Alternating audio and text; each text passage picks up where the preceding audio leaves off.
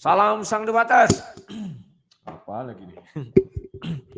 Berani bertanya, berani ditanya. Jangan kerja kau hanya bertanya terus. Kalau kerja kau bertanya terus, nanti kau jadi begoders. Kawan-kawan, malam ini kita akan membahas pertemuan saya kemarin dengan si Gus Hendy. Kalian nanti bisa melihat sesuatu hal yang aneh dan unik mengenai poligami, di mana mereka mengatakan bahwa di kitab suci mereka ada dasar untuk berpoligami ya. Namun sangat disayangkan. Kalian mungkin sudah tonton kemarin, tidak usah kuputarkan lagi. Kita langsung bahas biar tancap gas gitu kawan-kawan ya. Nah, namun perlu juga memang harus kubukakan sedikit ya, tujuannya apa? Biar kita tidak menafsir-nafsir sendiri. Biarlah si Gus Hendy yang menafsir-nafsirkan kitab sucinya. Saya hanya membukakan apa namanya dia ayatnya kan. Jangan seperti dia ada kawannya itu bilang saya mau meluruskan katanya. Entah apa yang mau diluruskannya, entah mana yang bengkok, entah mana yang lurus, tidak jelas ya. Nah, kawan-kawan,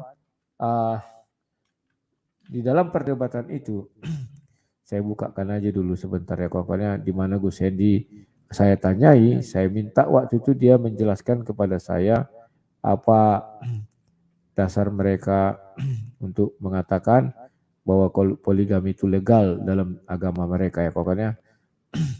Sebentar.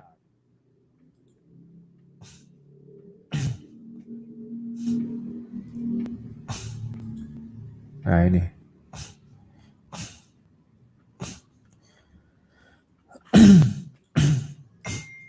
Nah ini ya kawan-kawan, kita bukakan sedikit pernyataan dia agar kita punya apa jalan untuk membahasnya. Kalau enggak, kita enggak punya jalan untuk membahasnya kawan. Oke, saya putarkan dulu sedikit ya. Ini. Secara psikologis, itu jawabanku Bang Rudi. Terima kasih.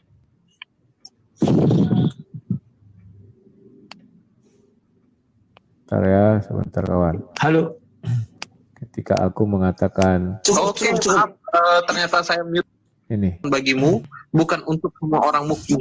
Kami telah mengetahui apa yang kami wajibkan kepada mereka tentang istri-istri mereka dan hamba saya yang mereka miliki, agar tidak menjadi kesempitan bagimu. Dan Allah Maha Pengampun, Maha Penyayang. Itu surah ini aja. Aku harus cari-cari dulu ya. Bagaimana dengan perempuan piatu? Bagaimana perempuan yatim piatu? Bagaimana perempuan dengan yang punya ayah dan ibunya? Ya, jadi sini jelas. Andai kata dia tidak yatim, berarti apakah bisa poligami? Jawabnya bagaimana? Nanti dijelaskan saja. Ya. Nah, dan di situ juga dijelaskan bahwa berapa menit ya, waktunya mana nih? Ya, maka nikahi dan jika kamu khawatir tidak akan mampu berlaku adil terhadap hak perempuan yatim, bila kamu mau menikahi maka nikahi perempuan lain yang kamu senangi, 2, 3 atau 4. Jadi di sini dijelaskan kalau tidak menikahi bisa menikahi 2, 3 atau 4. Itu aja pertanyaan saya. Silakan. Oke, terima kasih. Jadi saya bertanya kepada dia, bahwa kan dia mengatakan dasar mereka berpoligami itu surah An-Nisa itu ya, surah 4 ayat 3. Maka saya kan hanya membacakan saja surah 4 ayat 3. Bentar ya. Kita lihat. Inilah isi surah 4 ayat 3 itu kawan. Ini. Surah 4 ayat 3. Dan jika kamu khawatir tidak akan mampu berlaku adil terhadap hak-hak perempuan yatim, bila mana kamu menikahinya, maka nikahilah perempuan lain yang kamu senangi. 2, 3, atau 4. Tetapi jika kamu khawatir tidak akan mampu berlaku adil, maka nikahilah seorang saja. Ya.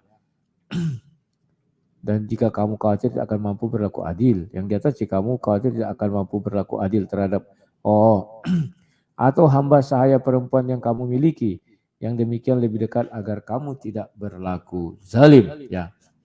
Jadi kawan-kawan, kalau dari bahasa Indonesianya maka setengah mati dia akan menjelaskan itu. Makanya dia menjelaskan bagaimana, kita dengar dulu apa yang dia bilangnya. Dan ini sangat amat menarik kawan. Menarik, nggak menyepak, menendang ya. Menarik. Bang Rudi Ones yang telah memberikan pertanyaannya, dan dipersilakan juga untuk dari Abagus Handi memberikan jawabannya atas dari pertanyaan Bang Rudi. Waktu Anda 5 menit dimulai dari sekarang. Silakan Abagus Handi. Terima kasih. Jadi menurutku Bang Rudi tidak bisa memberikan satu ayat pun dalam Bible yang secara tegas melarang poligami. Tentang di Bible menganjurkan tentang sebisa mungkin satu laki-laki dengan satu istri itu sebuah anjuran, tetapi bukan sebuah pelarangan. Karena dalam dunia hukum itu yang namanya larangan itu harus tegas, itu namanya asas legalitas. Dan keberadaan Yesus, kedatangan Yesus sendiri tidak meniadakan hukum Taurat. Dan praktek nabi-nabi terdahulu dalam Taurat itu yang dalam tanda kutip orang super punya kemampuan secara finansial dan kesiapan secara psikologis. Itu jawabanku Bang Rudi. Terima kasih. Nah, kawan-kawan, disinilah letaknya mereka itu enaknya ya mengarang bebas. Yang penting tercapai impiannya, apa yang dia jawab tercapai ya. Nah inilah kawan yang sering aku bilangkan sama kalian, bahwa terkadang mereka itu lebih hebat daripada Tuhannya. Tuhannya tidak ada mengatakan apa yang dia katakan. Contohnya harus mampu adil, harus memiliki harta yang banyak, kata dia kan, kesiapan mental, kesiapan, ada itu kawan, ada itu syaratnya. Jadi kawan-kawan, kalau itu dia bilang syarat, tidak benar itu. Makanya saya bilangkan, kok kalian enak sekali ya, bisa nambah-nambahi, bisa ngurang-ngurangi. Sehingga apa yang kalian bilang seolah-olah itulah yang bernilai benar ya kawan-kawan. Nah, berbeda lagi kalau kita mendengar penutup dari dia. Dia bilang mengapa poligami diizinkan, tetapi itu sebagai pilihan lain, bentuk pilihan lain saja kata dia kan. Nah, daripada yang satu lagi adalah itu hanya solusi katanya dan pilihan. Dia usahakan satu istri saja. Kan demikian kawannya. Maka kawan-kawan, inilah herannya saya melihat. Dan mereka berkata daripada zina lebih bagus poligami. Kenapa mereka selalu memilih hal yang terburuk kawan dari hal yang terbaik? Kenapa mereka tidak memilih hal yang terbaik, bahwa kesetiaan 1 sampai mati? Tetapi lebih memilih daripada zina lebih baik poligami. Tidak memikirkan daripada zina lebih baik setia. Tidak begitu kawannya. Saya jadi heran melihat mereka ini kawan. Apa sebenarnya yang terjadi? Tetapi walaupun begitu kawan, ya kita bisa apa ya? Itulah dulu pemikiran mereka saat itu. Dan banyak hal yang aneh kalian lihat di situ ya. Makanya saya bilang kok kalian bisa menambah-nambahi ya. Di kami tidak terdapat itu kawan. Ya, maka dia menuntut mana dari dia ajaran Kristen. Dan saya bukakan satu Tesalonika 4 itu ya, ayat 4 dan 5. Coba saya lihat ya. Saya lupa ini. Dan di situ diperintahkan untuk mengambil seorang istri saja. Dan mereka ini yang lucunya kawan tidak mengerti arti 2 menjadi 1. Dia tetap ngotot harus tertulis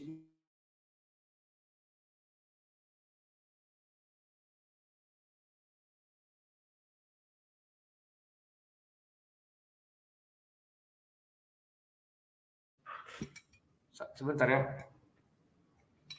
Tadi internetnya putus. Nah, mereka sukanya itu harus tertulis katanya. Percis seperti itu, gak bisa kawan. Karena beda ajaran, beda itu ya. Sudah jelas ya dibuat sini ya. Poligami karena tidak ada larangan maka boleh. Kan sudah dibilang 2 menjadi 1. Ya definisikan aja apakah poligami itu 2 menjadi 1, Pak. Sudah saya buat segampang mungkin ya. 1 Tesalonika 4 ayat 4. Supaya kamu masing-masing mengambil seorang perempuan menjadi istrimu. Supaya kamu masing-masing mengambil seorang perempuan menjadi istrimu sendiri. Dan hidup dalam pengudusan dan penghormatan. Bukan di dalam keinginan hawa nafsu seperti yang dibuat oleh orang-orang yang tidak mengenal Allah. Yang tidak mengenal Bapa di surga aja lah kita bilang ya. Jadi kawan-kawan, di situ jelas sekali bahwa dikatakan yaitu bukan untuk hawa nafsu menikah itu. Jadi di dalam ayat itu kalau ada orang mengatakan saya berpoligami bukan karena nafsu, bohong itu. Nggak ada itu, nggak ada kawan. Itu hanya ecek-ecek mereka ya. Dan ketika saya tanya juga mengenai Nabi, ya mereka pun mengasih ayat, tetapi ayat itu tidak dijelaskan ada hitungan urutan angka. Tetapi itu lebatnya mereka. Kalau ke Kristen harus tertulis. Ada larangan, ada ini. Kalau mereka kan tidak ada di situ. Tetapi bisa-bisanya dia mengatakan, ya itu artinya bebas gini-gini dan segala macam. Oke kawan-kawan, saya buka ruang diskusi. Mari kita diskusi dan mari kita lanjutkan perjalanan iman ini.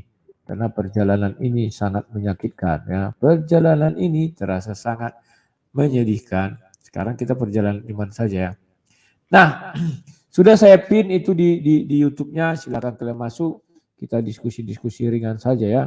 Kalau berat juga nggak apa-apa. Asal jangan seperti si Awan ini. Lain cerita hari ini, lain dia bilang ya. Ini ada yang bertanya ya. Dia bilang gini. Pembangunan anak terang kalau sudah selesai itu untuk anak sekolah atau bagaimana lah.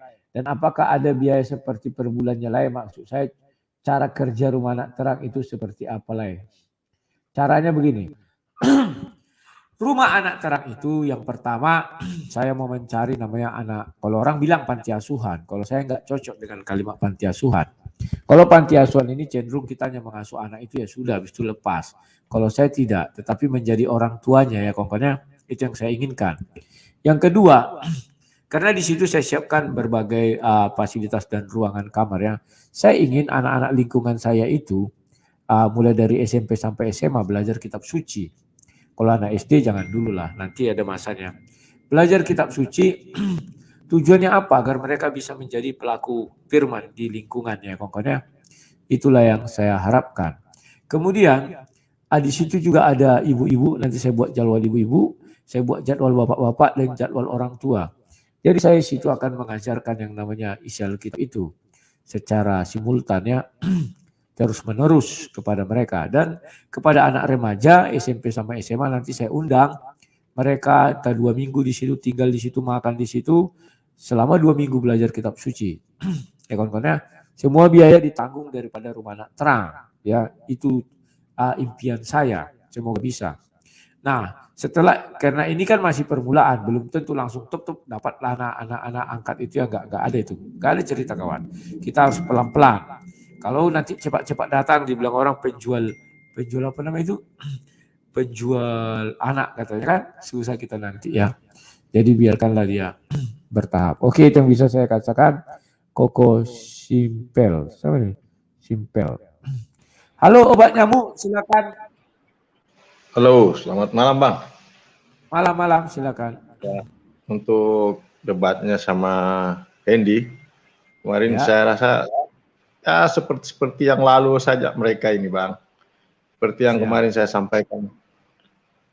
Mereka sudah tidak menganggap tafsiran para ulama mereka yang atau apalah yang seperti para Imam Bukhari, mereka sudah tidak menghargai karena mereka sudah memutuskan sendiri isi ayat kitab suci mereka, berbicara seenaknya sendiri mereka, tidak berpatokan kepada kitab suci mereka atau para hadis-hadis mereka. Itu jadi ya boleh dikatakan apalah mereka ini kurang mempercaya lagi para ulama-ulama mereka, ulama mereka. Ya. Jadi kalau yang kulihat mereka percaya ulama, justru tak percaya lagi Tuhan. Jadi mereka tambah-tambahi sendiri yang enggak tertulis gitu. Jadi dibuat sebagai syarat. Ya. Itulah mereka yang memutuskan sendiri. Kan mereka selalu mendengung-dengungkan bahwa mereka ada keputusan para ulama lah.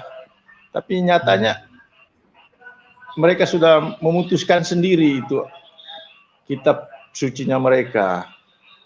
Ayat-ayat Al-Quran mereka sendiri. Jadi saya harap kalau memang ada yang seperti itu, langsung disampaikanlah sama mereka Bang. Supaya jangan lari ke sana kemari. Begitu Bang. Siap. Mereka merasa seperti apalah yang sudah lebih pintar dari para, ya mungkin dari para ulama mereka, atau ya seperti abang bilang tadi, Tuhan mereka. Ya ini yang sangat apanya, tidak mendidik lah. Saya anggap tidak mendidik mereka kepada para saudara-saudara mereka sendiri. Seperti itu Bang, saya kira. Oke, terima kasih kepada obat nyamuk. Nah, inilah kecenderungan yang sering dipertontonkan oleh mereka ya. Mereka itu sering mengarang-arang sendiri. Memang aku lihat ya begitulah. Dan itu aku pikir sesuatu hal yang aneh, unik juga ya kawan-kawan ya. Tetapi ya kita mau bisa bilang apa? Dan kalau kita katakan begini dan begitu, nanti mereka bilang, wah itu kan tidak imanmu. Kalau kita bilang begini dalam ajaran kita, mereka nggak terima. Oh harus ada, kata lucu.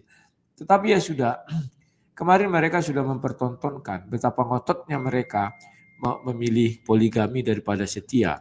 Saya nggak tahu apakah bagi mereka itu setia itu sesuatu hal yang tidak menarik, bisa jadi ya. Oke, di sini sudah ada Galung Lawyer. Halo Galung, silakan. Halo, mikrofonnya dibuka. Aku pendengar aja. Oke. Sang debater. Siap. Baru masuk soalnya, topiknya apa nih, Pak? Ya biasalah. Biasalah mengenai debatku kemarin dengan si Gus Hendy. Oh siap. Aku ngikutin aja lah, dengar. Ya, oke ya, mulai tidak pung. Yuk. Si Galung Lawyer hanya mendengar kan. Tidak apa-apa. Mantap. Nah, kita lanjutkan lagi ya kawan-kawan ya. Nabi palsu. Halo Pak Nabi palsu, silakan. Horas lah, menjua-jua. Horas. Woi, Nabi palsu kok jadi ini? Kemarin berarti ada 2 Nabi palsu nih. Silakan, menjua-jua, silakan. Iyalah. Nabi palsu sudah menjua-jua. Jadi oh iya, betul ini dia Nabi palsu. Suaranya agak lain tadi pertama di awal. Ya, silakan. Nabi palsu ya tetap satu aja lah. Siap. Silakan. Jadi beginilah. Di Kristen tuh ada orang karena keyakinan ataupun karena misi menjalankan perintah Tuhan, maka mereka mengorbankan segala-galanya, bahkan termasuk tidak kawin. Betul tidak lah? Siap. Tidak menikah. Terus? Ada ya yang memutuskan untuk tidak menikah. Ada. Artinya dia berjuang keras untuk melawan nafsu. Karena itu bukan suatu perkara yang mudah. Melawan nafsu ini berat lah. Memang Alkitab mengatakan ketika Allah menciptakan Adam sendiri bahwa tidak baik manusia itu hidup sendiri, maka Allah menyiapkan seorang penolong untuk dia.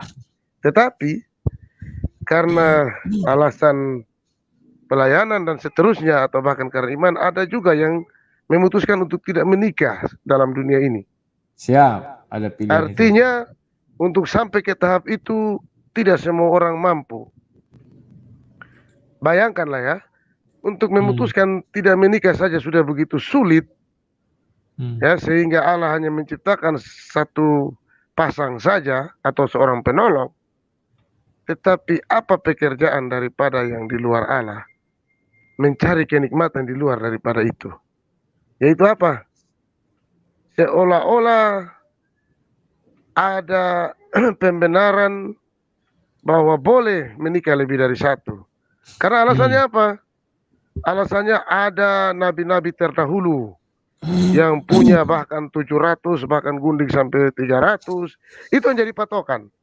Padahal saya lihat dalam debat kemarin, saya tidak anggap itu debat, diskusi lah. Bukan diskusi, kuliah. Lain mengkuliahi dia itu. Lain memberi kuliah, dosen memberi mata kuliah ke anak murid. Ya, lain sudah memulai dari penciptaan Adam dan Hawa. Hakikatnya manusia diciptakan cuma satu pasang, tidak lebih ya. Tetapi oleh karena nafsu itu disalahgunakan, manusia punya kehendak bebas, maka apa? Baru satu aja udah begini enak, gimana kalau 2, 3, 4, 5 dan seterusnya. Satu aja deh, lama lagi 2, 3. Oke, lanjut. Jadi apa sih di otaknya? Di otaknya ya kawin lah ya. Bahkan Tuhan tidak di bumi. Nanti setelah di surga pun kerjanya apa? Kawin lagi. Kawin. Bayangkan Kawin tuh, Lai. terus. Hidup kawin. Bayangkan.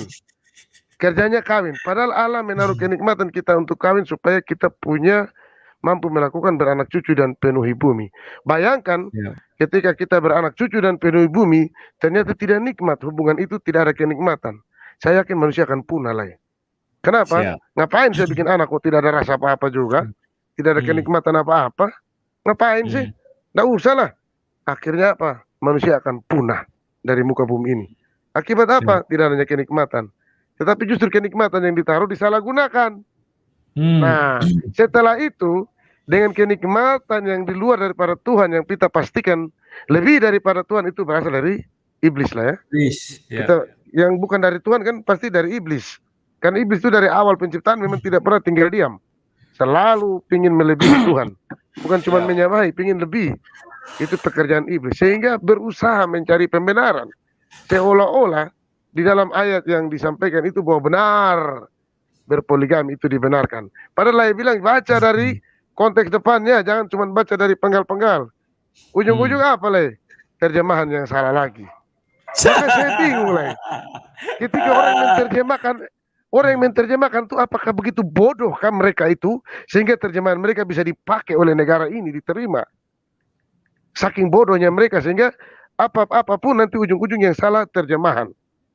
Maka akan benar atau tegenapilah pernyataan bahwa atau bukan pernyataan sih apa istilahnya yang bukan salah bunda, jangan salahkan bunda mengandung, tapi salahkan bapak menaruh burung. Artinya apa? Terjemahan sudah ada yang supaya orang muda memahami itu juga salah lah. Terjemahan salah juga. Makanya saya bingung, mungkin suatu saat ambil topik lah. Mengapa terjemahan itu selalu jadi kambing hitam ketika ada suatu kontradiksi? Kontradiksi ya betul. Mungkin bisa ambil itu bahwa terjemahan selalu ujung-ujung itu yang salah. Karena apa Le? Kita sudah diajarkan bahwa saya tidak bilang kita sih, karena sudah diajarkan bahwa kalau ada yang bertentangan maka itu semua pasti salah, termasuk terjemahan ataupun di luar-luar daripada itu. Bahkan terkutuk kan ya. Bahkan Alkitab pun harus salah lah ya, kalau bertentangan.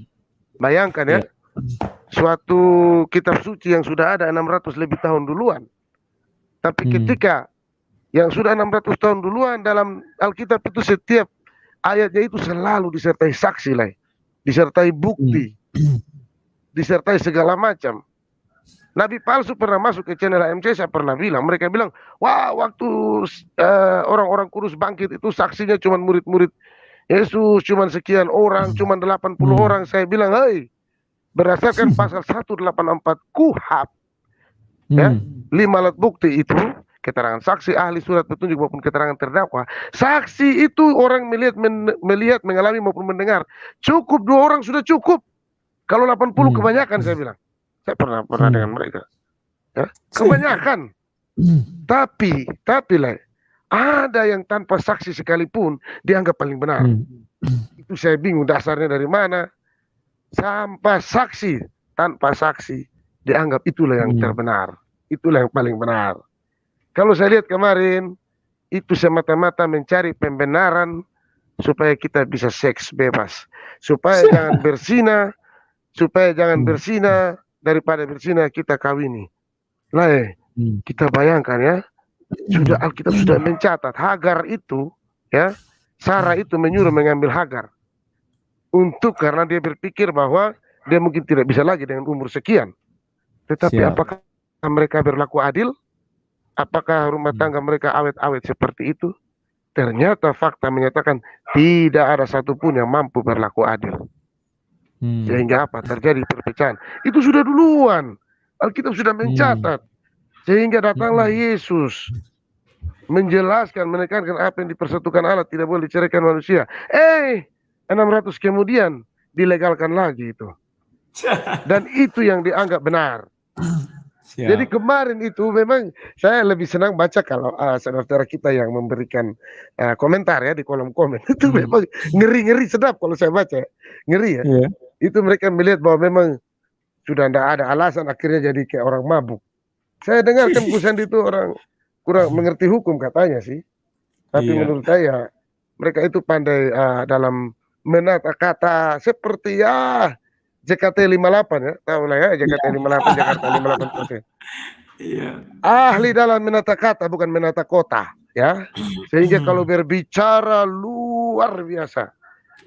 Cerdas mereka kalau berbicara, wah, luar biasa. Tapi kalau suruh mereka bekerja, luar biasa juga hancurnya kalau mereka bekerja. Luar biasa tapi Oke. hancurnya. Siap. Maka Begitu aja Nabi saya Fans lihat ya. kemarin. Ya lah. Ya terus saya lihat kemarin Ya. kenapa? Ya, saya lihat kemarin lah itu sudah kebingungan, belepotan. Diambil hanya satu ayat itu ya, lah. Padahal saya sudah Ya. bisa meluruskan. Coba lihat dari keterangan sebelumnya. Akhirnya apa lah? Ujung-ujung terjemahan salah juga. Maka kesimpulan saya inilah ya, pada komunikasi kita ini, sekali-sekali ambil topik lah. Mengapa selalu terjemahan ini ternyata selalu salah dan keliru? Apakah Iya. perlu direvisi terjemahannya atau bagaimana? Atau bukan karena, atau jangankan, atau salahkan bunda yang mengandung. Padahal bunda tidak mungkin mengandung kalau bapak tidak melakukan sesuatu.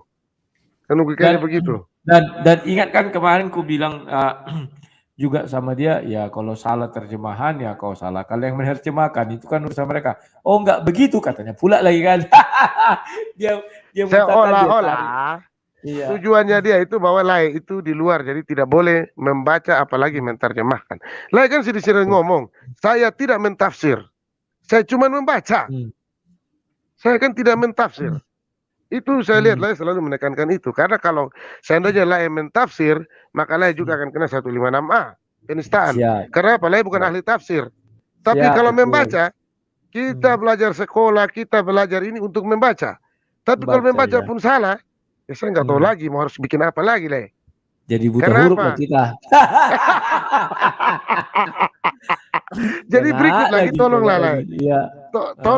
Tolong berikut diajaklah yang lain lagi. Bal-bal kayak gitulah. Bukan kita sedang, nah sih kita tidak diajarkan, tetapi begini lah. Saya juga sering dari rekan-rekan menekankan, janganlah diperdebatkan agama, janganlah begini begitu, jangan. Saya bilang, saya kenapa nonton channel Sang Debater dan sampai hari ini belum satu pun statementnya Lai Rudi atau Sang Debater atau debatman yang bertentangan dengan saya. Menurut saya, kenapa? Karena tingkat pemahaman dia, orang ini bukan ujuk-ujuk. Lah ini bukan ujuk-ujuk jadi sesuatu yang sifatnya instan dan prematur. Orang ini sudah dari zaman dulu, belum ada YouTube, bahkan masih VCD mungkin. VCD mungkin lah ya, rekaman masih dengan VCD. Kalaupun ada YouTube baru berapa menit ya waktu ya mampu rekamnya itu. Belum bisa kayak sekarang. Dulu.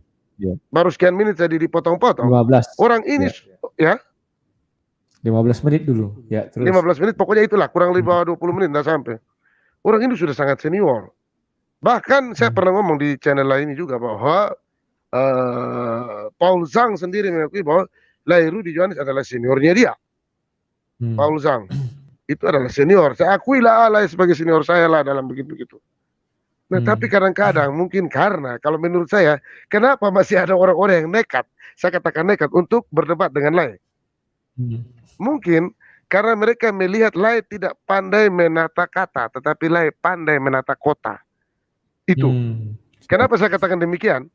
Ya itulah, orang Batak ketika berbicara, sering diselip-selipkan lah bahasa-bahasanya seperti itu. Maka saya pernah tanya, Lai tolong jelaskan apa itu bal-bali. Baru Lai jelaskan, oh ternyata seperti itu. Karena mungkin dicampur toh dengan bahasa ini. Tetapi ketika kita sudah mengenal kosakata yang dimaksud, perbenaran kata apa yang disampaikan, luar biasa. Hanya dalam penyampaiannya beda dengan orang-orang yang berada di ring ibu kota atau di ring itu. Makanya saya bilang, untuk mereka memang pandai menata kata tapi tidak pandai menata kota. Untuk Lai Rudi pandai menata kota tetapi tidak pandai menata kata. Yang dibutuhkan apa? Kita lihat Menteri Basuki Hadimulyo, Menteri apa lah? PU ya, PUPR ya kalau nggak salah. PU ya. Tidak pandai berbicara, tidak celometan kiri kanan, tapi lihat pembangunannya Sabang sampai Merauke. Luar biasa kerjanya. Siap. Ya, oke. Terima Saya pikir kasih, saya juga Pak cukup lama lah mendominasi, jadi tetap semangat. Kami tunggu yang siapa lagi yang mau dibal-bali berikutnya itu aja lah. Oke, terima kasih Nabi Maltu Oras. Itulah saya katakan kemarin kawan, nanti tinggal saya saja sendiri lagi. Yang lain ya pura-pura uji nyali aja itu ya. Mereka menawarkan diri, ayo berdebat sama aku, tapi uji nyali aja. Belajar-belajar dia dalam tingkat-tingkat belajar. Padahal nggak tanggung-tanggung kawan. Gus Hendy itu seorang pengacara. Masa pengacara nggak tahu dua menjadi satu? Ya kan? Wah, tapi kan tidak ada di situ larangan. Jangan berpoligami. Loh, sudah dibilang dua menjadi satu itu aja definisikan. Kalau poligami 3 menjadi 1. Artinya kan tidak bisa, harus 2 menjadi 1 itu syaratnya. Nah, jadi ya begitulah kawan. Dan ketika saya tanya juga dia, mana buktinya? Dasar kalian berpoligami ditunjukkannya. Loh ini kan untuk anak yatim. Kalau kita mau menikah, ini belum menikah loh. Kalimatnya kan jelas belum menikah di bahasa Indonesia saya bilang. Ini bacakan saja, nggak usah tafsir-tafsir. Aku bilang kan. Oke, begini. Oke. Dia mencoba menafsir, dikiranya saya nggak tahu ilmunya kan. Buka asbabunnya. Di asbabun itu kan dijelaskan bahwa ada, ya itu kan anak angkat ya, anak yatim itu meninggal orangnya kaya, dia kaya sekali gitulah kira-kira. Mengenai harta. Dan ada juga di hadis. Makanya saya bilang buka hadisnya, Aisyah kan mengatakan itu ya. Sama aja isinya kawan. Jadi di situ dikatakan jika kita takut, jika menikahi dia tidak berdapat berlaku adil. Kalau kita nggak takut, nggak khawatir, nikahi itu baru tidak boleh poligami. Tetapi kalau kita khawatir, ini belum menikah loh ini, maka nikahilah 2 katanya. Bukan 1, 2 kawan. Kalau 1 berarti kita nikahi dulu dia, baru kita khawatir. Ini kan tidak, ya kan bahasa Indonesia ya kan. Langsung 2, makanya saya bilang, apakah kiri kanan itu wanita, kita di tengah-tengah kan lucu juga ya. Dan ketika ada siapa namanya itu ya, lucu kemarin, dia juga seolah-olah menantang, saya mau meluruskan. Situ saya agak terima, saya bilang, tidak ada hak kau meluruskan ajaran kami. Situ keliru kau cara bilangnya, aku bilang kan. Ya saya mau begini-gini, oke silakan. Oke, pas ketika saya jawab, saya bilang, di dalam ajaran Kristen, kami tidak mau hidup seperti kandang ayam. Atau kandang babi, bilang. Agak emosi dia kawan. Kan lucu. Aku menjelaskan ajaran Kristen ya. Ada 1 ekor ayam jantan, 5 ekor ayam betina, ya berbanyak telurnya. Demikian juga kandang babi. Aduh. Oke kawan-kawan, ini saya buat iklan dulu ya, iklan yang sering membuat kalian menjadi apa ya, daya imun tubuhnya meningkat. Ini dia. Ini si Goldian kawan, ya yang mengaku-ngaku dia bahwa dia ini seorang pendeta, seorang ini, seorang itu, macam lah kawan. Ya, yang di sebelah kiri itu namanya si Julius AMC. AMC itu namanya sekarang Jing. Aku kalau teleponan sama si Julius bilang, gimana kabar Jing? Aku bilang, marah-marah dia kawan. Loh, kau jangan marah lah, aku bilang. Partnermu yang bilang si Goldian, aku bilang kan. Aduh, setengah mati dia kawan. Begu Ganjang, silakan hidupkan mikrofonnya Begu Ganjang. Halo. Ya, selamat malam Bang. Malam, silakan. Ya, itu kalau memberitakan kebenaran itu memang pahit. Barusan juga abang ini, aku bareng pas Goldian itu, kayaknya ini malu dia loh Bang. Abang udah itu berdosa loh, di channel-channel ada ya, kayaknya udah 5. Semua bahas Goldian itu. Di bom-bom, di Didit Yuli, ada 5 lah. Wah, ya. Kalau bisa itu coba abang lagi besok. Mau nggak dia debat lagi sama abang? Apa diskusi aja lah. Iya, si Goldian. Kurasa dia, wah pasti dia ini dia. Abang ini benar-benar deh kalau bikin malu dia itu. Ribuan orang pasti udah melihat mukanya kayak itu. Bibirnya itu kayak udah bibir apa itu? Bibir lembu Aceh kayaknya itu. Ikan mas. Tahu bibir ikan mas kan? Wah, saya lihat di Didit, gua tuh dibahas lagi di situ. Semua itu, besok ajak lagi dia sekali lagi ya supaya dia mau dia. Ya. Kalau yang kemarin ya saya tonton juga itu itu semua nggak ditambah-tambahin semua, di Al-Qur'annya nggak ada, di hadisnya juga saya baca juga ditambah-tambahin itu semua itu. Jadi ya begitulah orang ini semua. nggak bisa dipegang katanya. Itu aja Bang ya. Siap. Selalu sehat. Oke, Tuhan memberkati. terima kasih Begu Ganjang, sama-sama. Jadi kawan-kawan, kalian sudah menyaksikan sendiri. Kalau kita dulu ingat kali saya kawan. Kalau dibilang ayat itu kita nggak tahu kan. Kita bilang, oh itu dasarnya iya. Ada Anisa ayat 3 katanya. Oh iya hebat. Tetapi setelah kita zaman dunia online ini bisa membaca cepat Al-Quran itu ditunjukkan, dicari, langsung muncul. Ternyata isinya tidak seperti itu ya kawan. Ada yang bilang harus minta izin dulu kepada istri pertama. Tidak ada yang minta izin kawan, tidak ada. Ada yang bilang kalau sudah kaya, ada yang bilang bisa membagi kenikmatan atau berlaku adil. Tidak ada juga yang seperti itu. Itu harus dimulai dari apa kawan? Anak yatim, itu dasarnya. Kan itu kalimatnya. Bukan kita tambahi, kita kurangi, enggak. Anak yatim kawan, itu pertama. Gak percaya kalian, oke aku buka karya. Kita tidak usah menafsir, membacakan saja sesuai bahasa Indonesia. Kalau enggak, cabut saja bahasa Indonesia ini kalau enggak bisa dibacakan, itu aku bilang kemarin. Tapi dia enggak mau juga. Ketika aku bilang, oh berarti jangan kami salahkan dong. Gitu. Dan jika kamu khawatir, ini khawatir kan misalnya jika aku lah mau menikah, terus aku khawatir tidak akan mampu berlaku adil, maksudnya aku tidak mampu berlaku adil terhadap hak-hak perempuan yatim. Perempuan yatim dasarnya kawan. Jadi kalau anak piatu nggak berlaku, yatim piatu nggak berlaku, apalagi yang orang tuanya dua masih hidup, nggak berlaku hukum ini.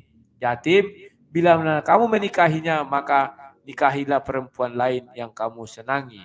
2, 3 atau 4. Tetapi jika kamu khawatir tidak akan mampu berlaku adil, maka nikahilah seorang saja ya. Jadi maksudnya saya kira kurang paham ya. Tetapi intinya dimulai dengan anak yatim. Kita khawatir. Maka nikahi 2, 3, 4. Tetapi kalau kita juga tidak mampu berlaku adil terhadap 2, 3, 4 ini, nikahi seorang saja ya. Oke kawan-kawannya. Tapi mereka mengatakan bahwa mereka bisa hidup seperti Nabi. Ya ada itu yang sampai mati dia kan istrinya 4, istrinya 3. Artinya tanpa secara tidak langsung dia mengatakan saya seperti Nabi loh, sanggup ya berlaku adil. Hebat ya. Ya begitulah. Halo ingin tahu silakan ingin tahu mikrofonnya dibuka. Halo, selamat malam Bang. Malam silakan. Iya malam. Mungkin awal yang saya sampaikan sebenarnya saya juga kadang mumet ini, kadang dengan abang ini aduh. Banyak hal yang apa ya dalam beberapa hari ini menurut saya membuat terkadang kita shock juga ya. Dan mungkin agak sedikit ada yang bisa menerima, ada yang tidak ya. Ada yang mungkin merenung-renung, boleh juga nih perkataan abang ya. Tapi oke lah, saya mulai dengan topik bahasan kita malam hari ini. Memang berbicara soal poligami ya antar umat kita dengan umat seberang memang pastinya berbeda bang, sesuai dengan kata abang ya. Ya kalau kita merujuk juga dari penciptaan kan memang cuma sepasang doang sih.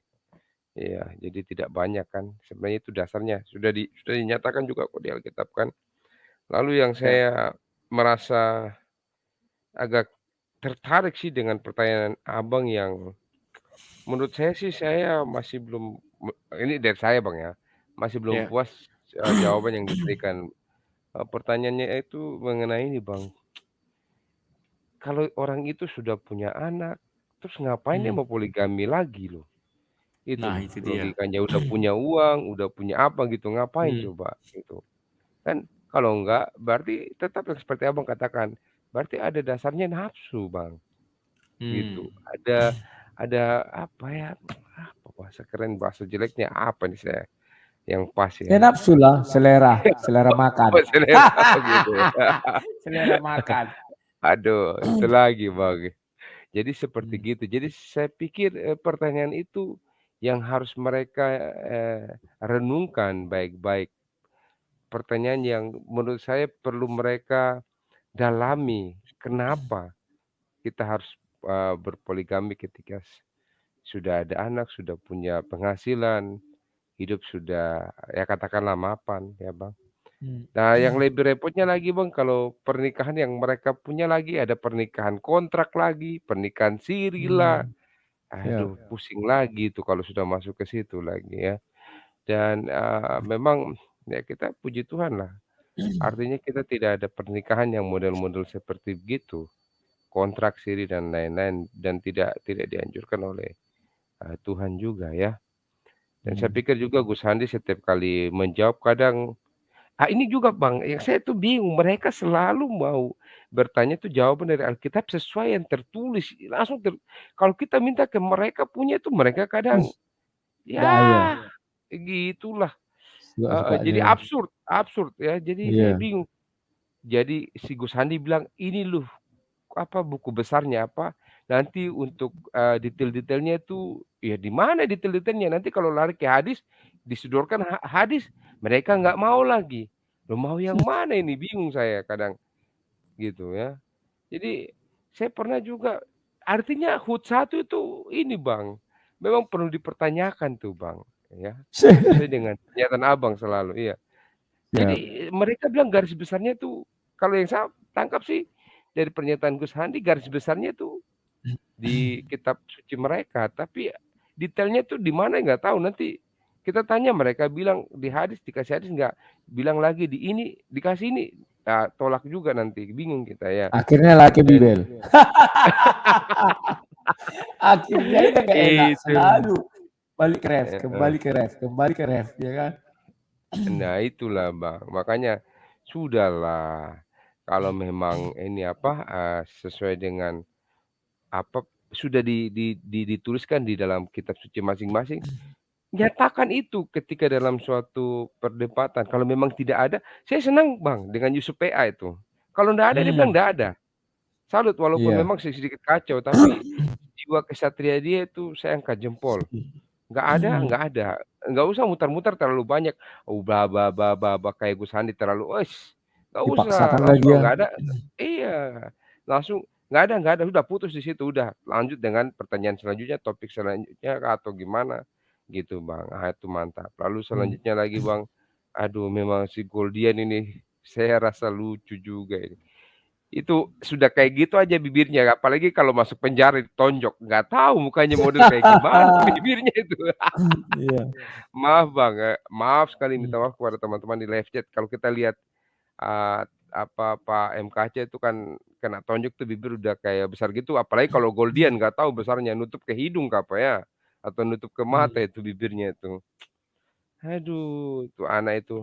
Ya mudah-mudahan lah, kalau saya sih berharap sih suatu saat, saya nggak tahu Bang, pusing amat dengan kata Abang lah. Ya pusing amat, kalau Ya. saya sih suatu saat adalah yang proses dia lah supaya jerah lah, kena batu, gitu. Kenapa? Karena, sifat dia, tindakan dia terkadang tidak menghormati orang yang lebih tua, ya. Saya tuh bingung, maksudnya katanya ajaran mereka bagus, tapi kok gitu ya. Di publik loh Bang, lu anjing loh. Bayangkan ini di publik nih orang banyak dengar. Saya bingung, kami anak sekolah minggu tuh dilarang yang kayak gitu loh. Dia nih nggak Siap. tahu nih pesantren dari mana Bang, ya. Lalu saya bingung juga nih memang Abang ini selanjutnya, maaf ini out of the topic. Abang Siap. punya pernyataan ini, aduh ngeri-ngeri sedap ini. Apa itu? Apa itu? Ya mengenai Pak Saifuddin, aduh saya Iya Pak, saya yang sih bagaimana? ya pokoknya semua saya sih awalnya saya memang merasa bahwa saya bukan tidak terima dalam arti apa yang Abang sampaikan, cuma hal yang begini sensitif sekali Bang. Kenapa? Karena menurut saya teman-teman dari seberang terlalu banyak pembelajaran dari Abang, makanya aduh, saya renungkan memang yang Abang sampaikan tepat, saya analisa tepat, bagus. Cuma yang saya analisa jadi bumerangnya itu loh Bang, aduh. Saya pokoknya dalam diri saya angkat 10 jempol lah Bang, kalau ada 10 jempol, analisa Abang memang 10 jempol deh pokoknya. Cuma itulah, kadang analisa ini yang bikin bumerang ini kadang saya sesali, aduh saya malah bilang, "Ini Abang ini kenapa sampaikan ini malah makan si buah apa, buah Simalakama. apa, si malakama." Iya. Seperti gitu Bang, aduh. Oke. Memang saya Ya. setuju Bang, seharusnya dia jangan jadi pembicara Bang, gitu aja Ya. sih Bang. Setuju lah kata Siap. Abang. Gitu aja Terima ingin kasih, tahu? Bang, ya. Iya. Ya, terima kasih ingin tahu. Yuk. Kawan-kawan, kalau mengenai Saifuddin Ibrahim itu pagi sama siang saja aku bahas ya. Kalau malam kita bicara kitab suci aja. Kenapa? Ya orang bebal sulit untuk dijelaskan ya kawan-kawannya. Ya sudahlah, aku mau bilang apa ya. Aku ingatkan sekali nggak bisa, kedua kali nggak bisa, ketiga kali ku hantam aja lah. Tujuannya biar tidak terimbas kepada yang lainnya. Kasihan kita masih banyak di sini. Ya orang itu tidak menyamakan dia seperti orang hidup di Jerman. Ini nggak bisa kawan. Kemarin juga Paul Zhang udah buat jumpa dipanggilnya pengacara itu ke roomnya kan. Apa katanya? Ya kami sudah begini, tapi begini, begini. Tidak seperti di luar negeri, nggak bisa kawan. Oke, Simbolon, silakan hidupkan mikrofonnya Simbolon. Halo, selamat malam, Le. Malam, Leku, silakan, Le. Oke, siap. Saya bahas dulu nih tentang si Goldian ini. Yang mengaku-ngaku Simbolon. Iya. Ya, dia kan itu baru ngelihat wajahnya, Le. Jadi saya sih jujur aja, Le, ya. Saya sampai sekarang masih nyari dia. Kalau kita untuk laporan polisi kan nggak mungkin, tetapi harus diselesaikan dengan secara adat supaya dia tahu marga itu sampai di mana.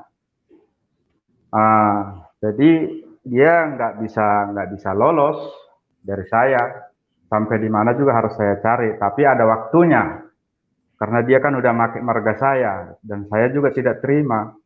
Dan itu juga udah saya beritahukan ke berbagai grup Simbolon. Itu juga harus dicari, tapi harus lambat laun.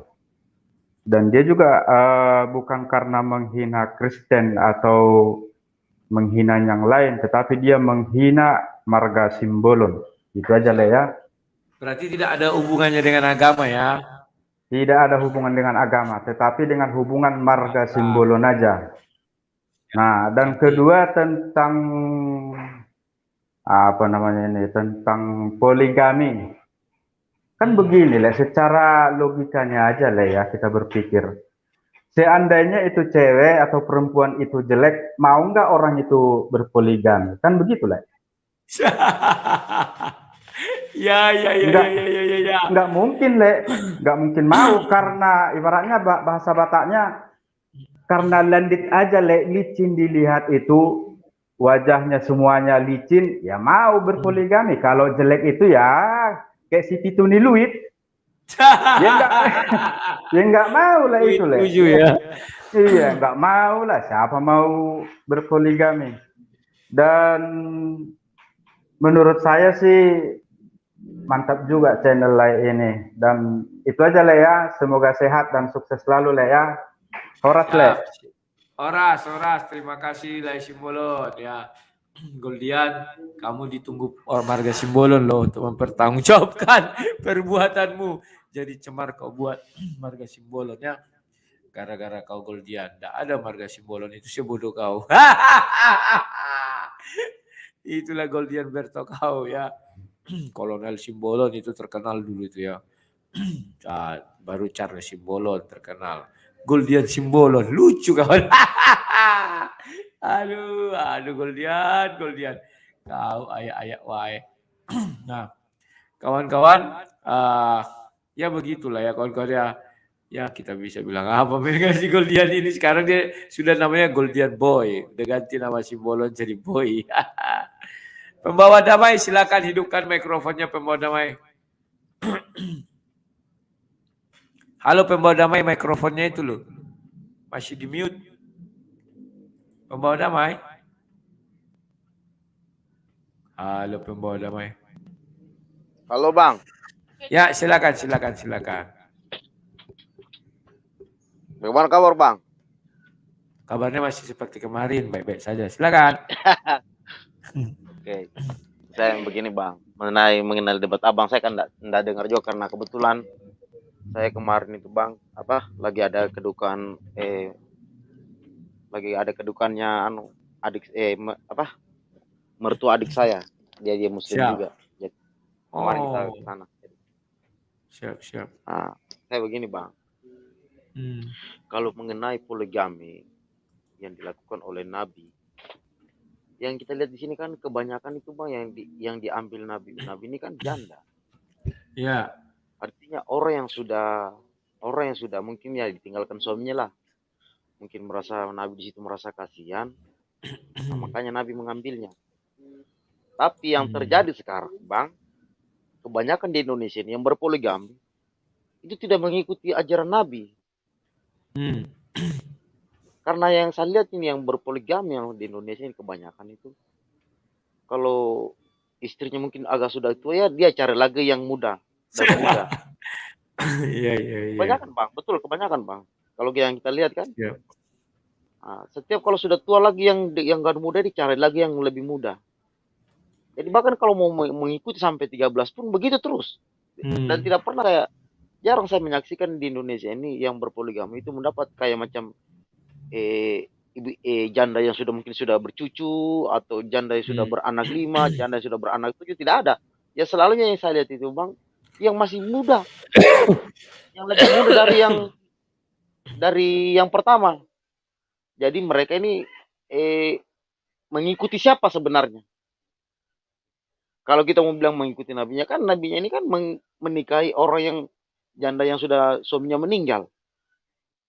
Jadi kalau yang di Indonesia ini itu mereka mengikuti siapa? Nah, itu aja bang. Terima kasih. Oke, terima kasih pembawa damai. Kalau Nabi bebas menikahi siapa saja. Al-Ahzab 50 ya, surat 3350. Dan kalau mereka masih bersuami, ya diceraikan suaminya. Mungkin begitu kali ya. Tapi ya sudahlah. Itulah yang kita dengar, ternyata tidak sesuai dengan firman Tuhan yang betul kawan. Ya, mereka aja yang mengarang-arang itu ya. Yang sekarang terjadi adalah nafsu belaka. Dia sudah punya istri, cantik juga, tetapi di poligami ya biar lebih cantik. Dan itu pun masih perawan, masih muda, masih cencen. Ya, poligami lagi dia. Ya begitulah kawan, tak jelas lah. Halo Musuh Rudi, silakan langsung tancap gas bro. Oke. Bang Rudi, ini. Siap. Saya meneruskan tadi komentarnya siapa ya? Bukan. Nabi palsu kalau nggak salah sih. Oh iya. Bahwa Bang Rudi itu tidak pandai membentuk kata, tetapi pandai menata kota, begitu kan? Siap. Jadi misalnya kata-katanya Bang Rudi yang inilah saya sukanya kepada Bible, inilah hebatnya Bible. Terus itu Bang Rudi biasanya ngomongnya tuh terlalu cepat sehingga kurang meresap di orang-orang tertentu begitu, Bang Rudi. Jadi ini saya hanya memberi komentar saja, tidak menggurui loh, Bang Rudi. Siap. Membacanya cepat kali ya. Iya, ngomongnya terlalu cepat sehingga tidak menempel kepada orang-orang begitu. Sama ini loh. Kok kalian mengganti hukum Tuhan, itu kata-katanya bagus sekali Bang Rudi. Kalau diulang-ulang itu bisa kena kemana-mana. Terus satu lagi, ini Goldian ini Bang Rudi. Silam Betura. Itu dia sebetulnya punya potensi mengalahkan Bang Rudi secara telak. Bahkan mungkin kalau dikasih waktu berdiskusi 1 jam, berdebat, saya yakin Bang Rudi akan kalah 100%. Siap. Percaya Bang Rudi? Percaya. Terus caranya, kalau mau diskusi dia buka masker. Bang Rudi tidak akan bisa menjawab semua pertanyaannya. Yakin itu Bang Rudi. Didengarnya lihat sudah buka masker dia. Bayangkan Bang Rudi berdebat dengan dia, kira-kira bisa menjawab apa tidak? Nggak mungkin. Nggak mungkin. Pasti kalah. Iya betul.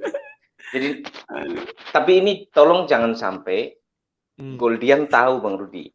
Karena kalau sampai dia tahu, besok dia lakukan, wah hancur nama baiknya Bang Rudi yang sudah dibangun seumur hidup ini, wah sudah hancur nama baiknya Bang Rudi ini. Tolong jangan sampai dia tahu ini. Tahu. Tolong. Oke, itu saja Bang Rudi. Pintar. Aduh, Musuh Rudi. Pintar dia kawan. Dia bilang gini, tolong jangan sampai Goldian tahu. ya nggak mungkin lah si Goldian buka-buka masker kan. Tapi memang kalau sampai dibukanya masker, aku kalah kawan. Dikit-dikit aku bahas gitu-gitu. Ya, melihat gaya dan lagunya si Goldian ini memang lucu sekali kawan ya. Bisa kita terpingkal-pingkal. Saya kemarin dia sebenarnya udah melirik ke bawah gitu, tapi dia masih yakin belum dibuka ini kan ya. Baru pasti dia, Jin kau siapa kan ya? HMC Julius kan. Aduh. Ini mantap sekali. Junta. Halo Junta. Silakan mikrofonnya. Halo, selamat malam. Ya, ini bahas topiknya nih. Aku dari tadi nunggu inilah. Mana darah-darah cantik ini? Mestinya dia ngobrol ini. Ini kan topiknya bagus ini kan. Mestinya suara darah-darah itu kan ngobrol kan. Wah, ini. Tapi ya memang kalau lihat istilah poligami ini kan kalau merujuk pada kitab-kitab mereka itu kan kejadiannya zaman dulu, ya kan. Artinya posisi wanita ini gimana sih dulu, ya kan? Nah, kalau udah zaman sekarang gini, apalagi udah di tempat-tempat maju, kota-kota maju ini, udah banyak yang berubah sekarang. Malah istilahnya udah mana maulah dimadu kan gitu. Jadi sebenarnya ini ya sudah jadi kesulitan juga buat mereka sebenarnya. Karena semakin sekarang kan namanya apa? Emansipasi kan? Persamaan itu malah sekarang banyak yang memegang ini ya, penting-pentingnya sekarang ini, dan inteleknya juga mereka kaum Hawa ini juga sudah sama ya. Jadi kalau merujuk pada hal itu ya mana mau kan gitu. Tapi aku salut lah kalau istilahnya apa namanya debatnya abang ini dalam mengcounter itu baik sekali. Jadi kadang kalau melihat teknik abang ini, sebenarnya abang ingin memberikan suatu edukasi yang baik ya. Jadi intinya kalau aku lihat ini supaya bisa efektif ya, artinya bisa menelaah atau menangkap apa isi yang mau dia sampaikan kan gitu. Jadi kita udah siap begitu. Aku senangnya di situ. Tapi aku bersyukur loh. Dalam artian gini, merujuk pada kata poligami ini, secara nggak langsung di kita sebagai Kristen itu doa Bapa kami itu benar ya. Makanya orang Kristen tuh ya dicukupkan aja lah makanan itu. Supaya kalau kelebihan. Iya. Kadang kupikir apemnya cukup satu gini saja. Kebanyakan apem nanti sakit perut. Makanya aku bilang, oh iya benar juga doa Bapak kami ini, yang berikanlah kami makanan kami secukupnya. Karena apa? Tahu yang di atas ini kalau ku kasih lebih gawat ini. Iya betul. Itu satu. Terus yang kedua ya inilah, kalau aku bilang kalau aku ambil contoh lah di ring tinju ini, lah ini udah ibaratnya kayak Oscar de la Hoya lah kan. Wah, tampil menawan dalam debat ya kan. Oscar itu kan berarti ikan Oscar, bukan ikan buntal kan. Apalagi piranha. Iya itulah. Makanya bilang pilihnya ikan Oscar bukan ikan buntal, kan ngeri kan ikan buntal. Ya itu sih, tapi keseluruhan ya saya senang lah. Kita semua mesti bisa belajar. Dia pingin juga ya kita juga istilahnya ya layak juga bisalah terus memberikan edukasi juga ya, gimana cara-cara kita untuk melakukan dialog lah begitu ya, karena tidak hanya di sini aja cara itu diperlukan, di hal lain juga itu diperlukan.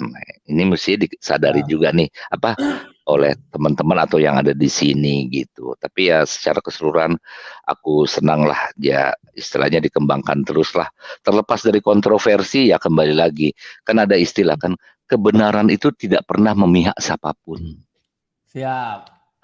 Nah, itu aja lah ya. Thank you ya. Siap. Yuk. Apapun jangan banyak-banyak ya.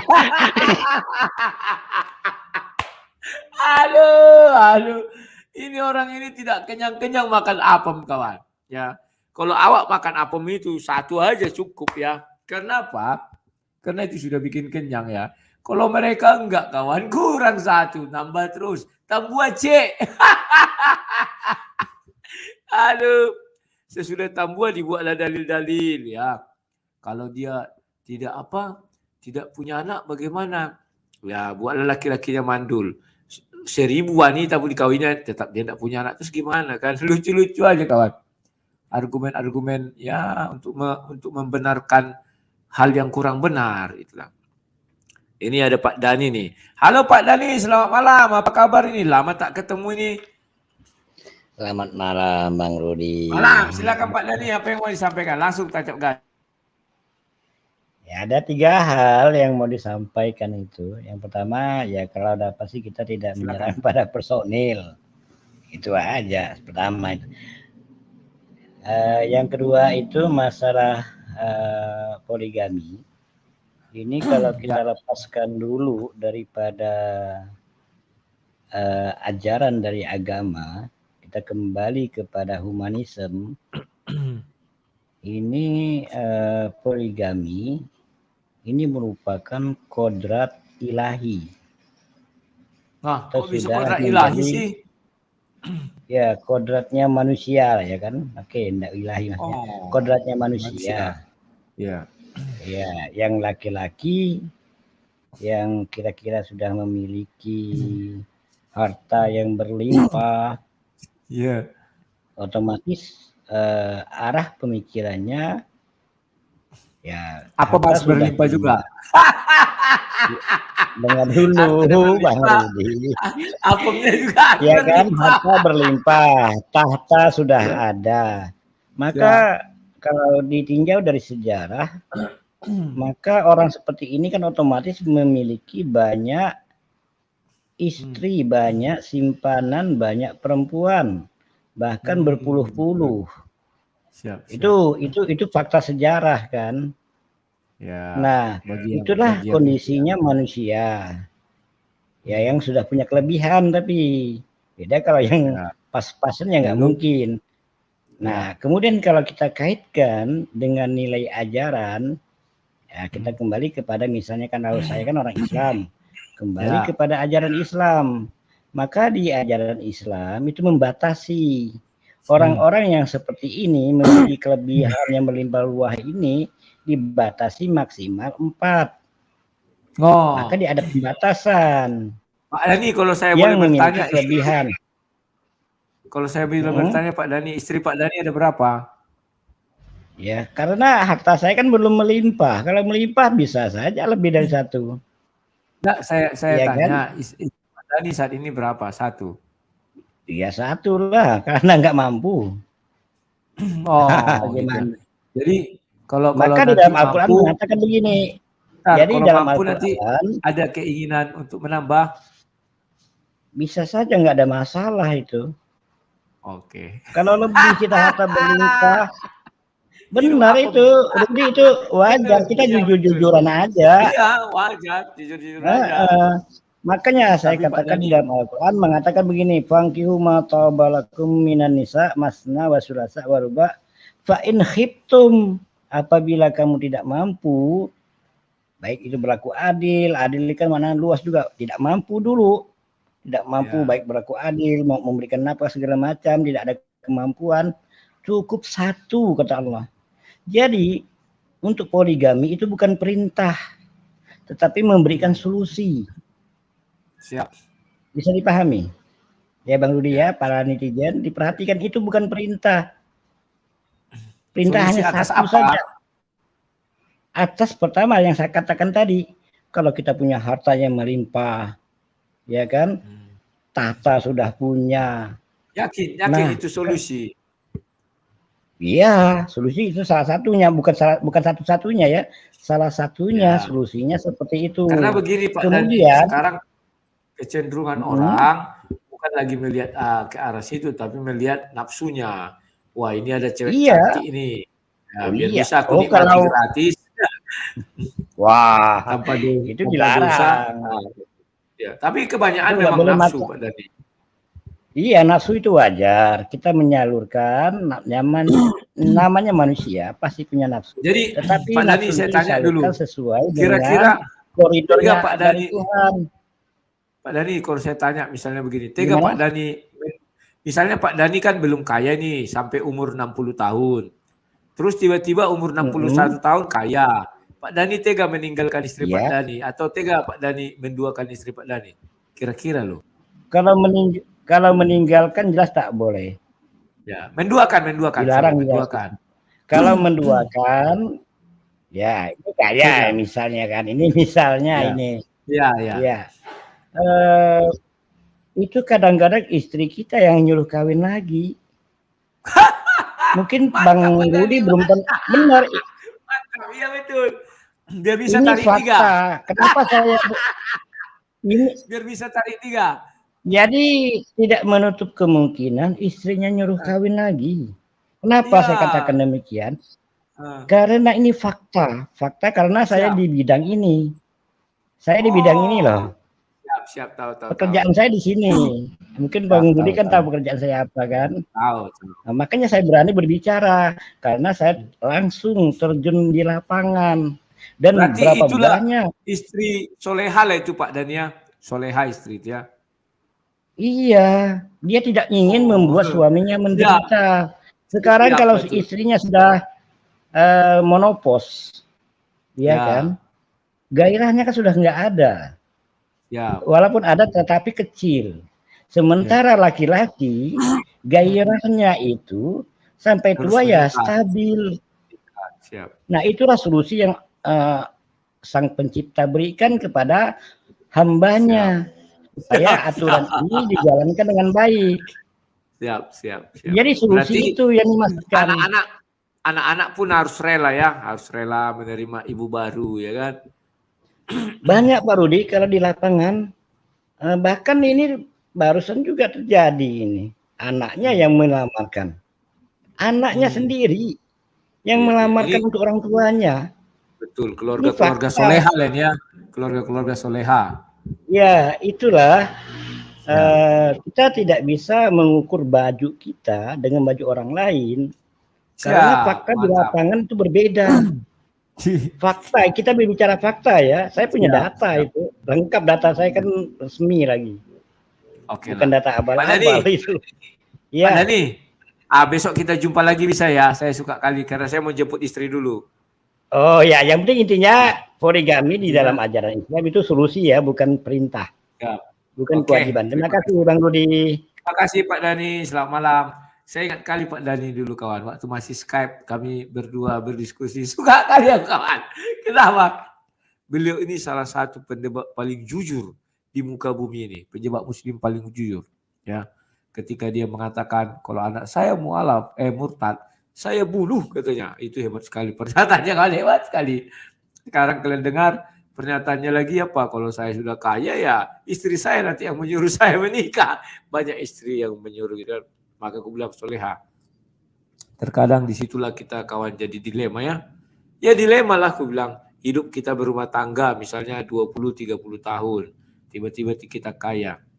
Kalau saya sampai sekarang kawan mencoba untuk berpikir seperti apa yang dipikirkan Pak Dhani. Tapi tidak masuk di kepala saya kawan. Bukan saya sok-sokan ya kawan-kawan ya. Terkadang saya pikir, lebih bagus saya ibaratnya berzina daripada saya poligami. Terkadang.